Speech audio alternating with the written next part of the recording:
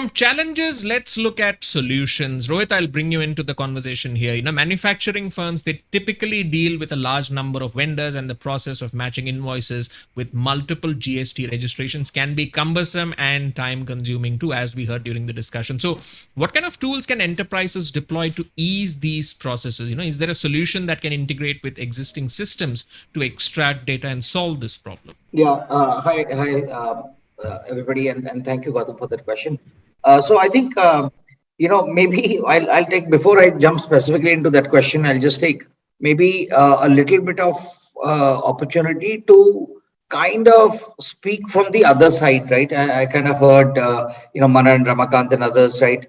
And just like I think we seek empathy from the government. I think they deserve a little bit of empathy from our side as well, right? And let me tell you kind of what I mean. So actually, in the last 3 to 4 years, right, the government, especially the compliance side of government, right, has decided, for good or for bad, that they're going to act like a startup, right? So now that means that they will not get everything perfect, but they are committed to moving forward and then fixing the things that are most broken, and then fixing the next things and so on, right? Which means it's guaranteed that all of us will be a little bit unhappy at different points of time. But after 2, 3, 4, 5 years, we will find ourselves ahead, right? So I think that is the broad direction. Whether we like it or not, this is the mentality that the government has taken. And I can tell you from our perspective, because we are fundamentally, as many of you know, a middleware between companies and government.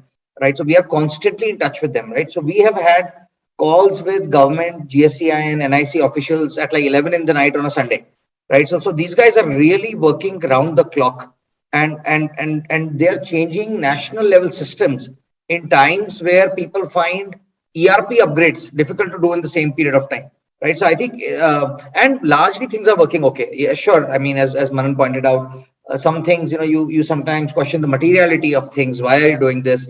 And there are rollbacks and improvements that one can very easily imagine.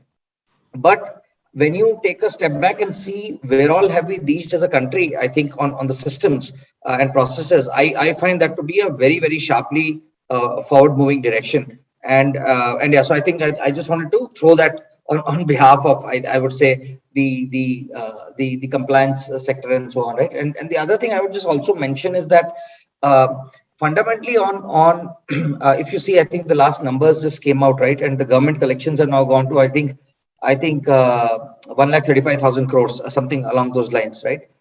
This number, as many of you know, was like 85 to 90,000 just around a year or two back, right?